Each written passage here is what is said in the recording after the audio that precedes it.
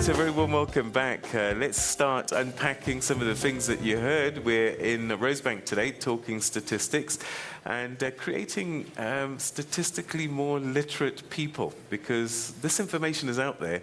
How do we use it? How do we deploy it? How do we make it work for us so that everybody has a better life? There's a lot of data being created. And in fact, just before we go to our audience and start getting your tweets, there's a big word that's coming out, big data. And we are generating information like you can't believe.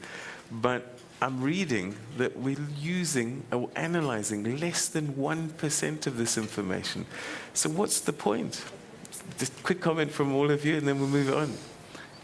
I can start. I worked at Google before as the product manager of public data, and Google probably has one of the largest amount of data in the world.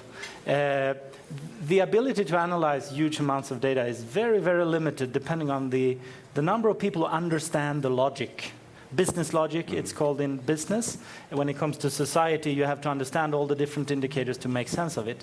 The scarcity here is the human resource who actually can deal with this amount of data. So 1%, I think, is a very high estimate. Wow. I think it's closer to 0.001 if you take all the big data into account. Yeah. But the question is, what do we need? We need the actionable data pieces to make evidence-based decision. And a lot of this data is useless.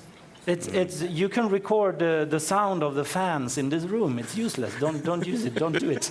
And people do. So much of this data will never be useful. The carefully collected data through statistics with representative samples, that is useful.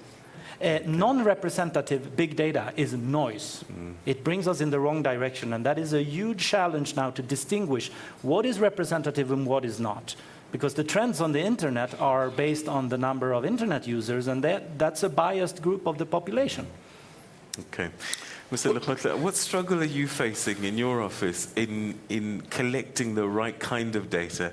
And then, are our politicians using your information, or do they just carry on willy-nilly? Well, I think what we have been doing a lot these days is to try and conscientize and also get the technocrats in departments to realize what this data actually means, rather than just present it, throw it over the wall, and they assume that they'll be able to use it. And that interaction, I think, is beginning to yield some results. But it's absolutely at a snail's pace. It is frustrating. And in fact, with the new thing called big data, which is being flouted around, useful at times, not so useful most of the time. Politicians and everybody likes to deal with this big data and avoid using carefully collected information. And I think that is the struggle that we have going forward. The tyranny of technology.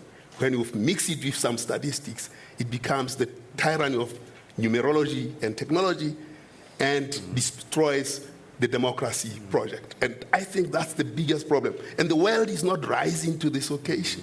I tell you now, we formed something called, it was established in New York on the sidelines of United Nations General Assembly, called Global Partnership for Data. What is this?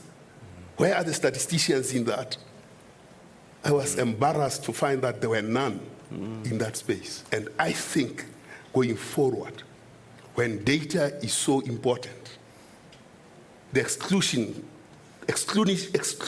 way in which these developments are taking place are very dangerous. And politicians are not alive to this. And that, I think, is the big challenge.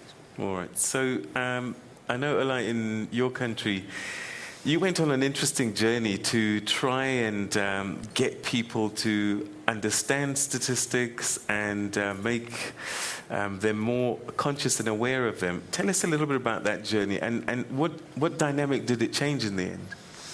Yeah, because the situation, the struggle that we are actually facing, when you just think of of any matter, is what actually you perceived is totally different on the facts on the ground, and that's where official statistics play really a major role. And that's why even yesterday night we were just discussing, and they were actually amazed about about the women role in Palestine and about their higher education and how much education for us is really important. And that's actually play a major role in having statistics on the ground. What actually the challenge we have, not only in Palestine, it's on the global world, it's the utilization of data. And that's what we bring now, the global world brought the big data, and how we can manage between the official statistics, which are actually produced, and how it can be utilized, which is really actually, it's something which is important to bring big data on board to official statistics, and just to make sure how we can part of the data utilization in that perspective. The other challenge is how the mess it might just bring, and this is what maybe Pali was just trying to raise, how we can work it out with the statistical offices and with the rest of our partners and stakeholders, because also we have to admit as NSOs, as statistical offices, we can't just get everything and work on everything. So we have to really play a major role all together with our stakeholders to bring the utilization of data that we produce. All right, I'm going to go to the floor just now, but Mr. Lehohla, Sosha K says stats are often unreliable. Why is that? Is this a perception, or is it true? Because sometimes you do get restatements of some of the stats that you give us. Well, I mean, to work with statistics is a science, and it has methods and procedures that are well established. And of course, one of the things that are powerful in statistics is to deal with uncertainty. We become certain about the level of our uncertainty, and we give you that margin. Okay. If then that means statistics are uncertain, and then of course life is always very uncertain. But the science of statistics is to reduce that scope for uncertainty to manageable levels, and it's called risk. Let me just step on into this and say that unless we start understanding that statistics are a risk management tool, we'll never get it right. Take, for instance, Orange during the Ebola crisis. Everybody was very grateful that Orange gave the data. And the discussions are shifting towards what do you do under humanitarian situations. No, it must be a default position that Orange data, the mobile cellular company's data, is public data because it's my data.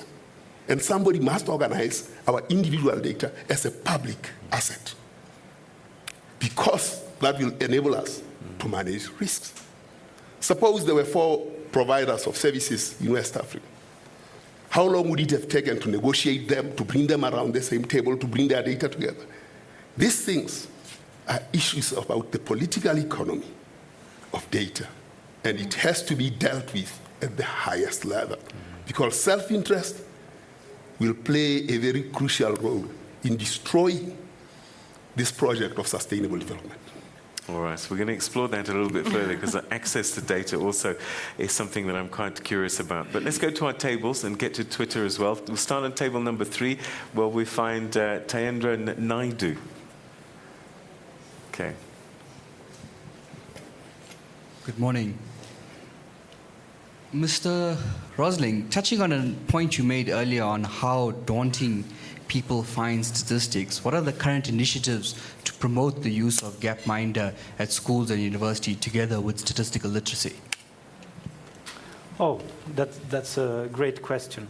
It's as I said, I was at Google before, and my mission there was to democratize access to statistics, and I did.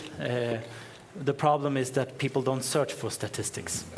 So I dropped out of Google, and I went back to the small non-profit that I founded together with my wife and my father, and we are now developing school material and providing them for free. So the challenge in reaching a school, there are several. The first one is the teacher's technological skills, and then is there access to internet in the classroom. But the major challenge is actually the culture of teaching social science, where facts has not really been taught. You teach about the different kinds of democracies or different kinds of economic ideologies, libertarian or communist, but you don't teach the facts. So people get equipped with vocabulary in schools. Now, with data, we can also learn about the reality, not only the vocabulary. And this is a revolution in social science that I cannot make happen in 1 year. I've been doing this for 15 years now.